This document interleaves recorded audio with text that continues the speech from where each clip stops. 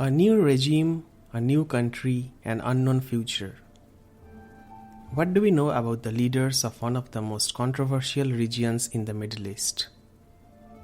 Hello and welcome to UPSC Polity View. Today let's learn about the new Afghanistan government. The United States, which controls billions of dollars of the country's frozen reserves, had pushed for an inclusive administration consisting of officials who are not members of the Taliban. Let's take a look at the new government. Who is currently Afghanistan's top leader? Hedayatullah Akhund, the Taliban supreme leader, has the final say on all political, religious and military decisions.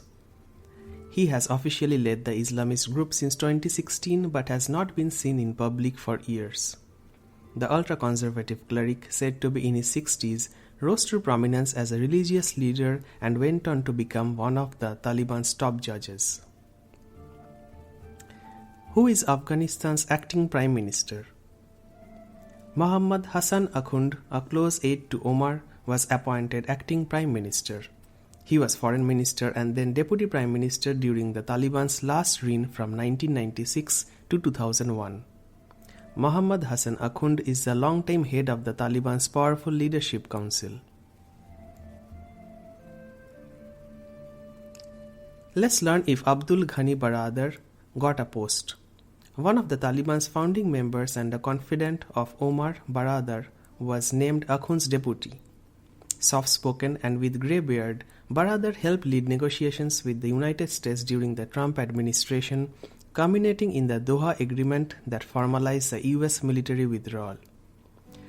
As arguably the Taliban's most recognized figure globally, Baradar had been widely tipped for the premiership.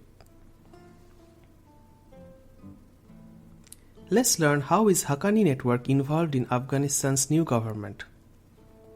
Sirajuddin Haqqani, head of the brutal Taliban offshoot known as the Haqqani Network, is the new acting interior minister.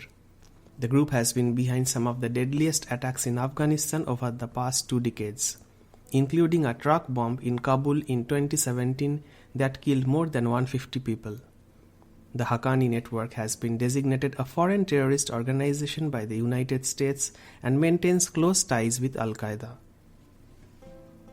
Let's take a look if any of Afghanistan's new leaders are on sanction lists or wanted by the FBI. Akhund is one of the several cabinet ministers on a United Nations sanction list. The FBI is offering $10 million for information leading to the arrest of Sirajuddin Haqqani, who is wanted for questioning in connection with the 2008 attack on a hotel in Kabul that killed 6 people, including a US citizen. Let's learn if there are any female leaders in the Afghanistan's new government.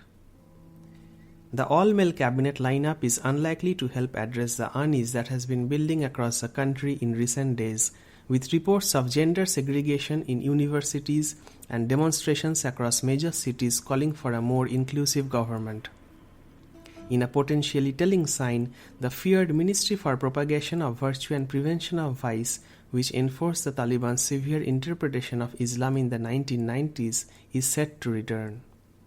At least one senior Taliban official has claimed that women will not be allowed to play sports under the new regime.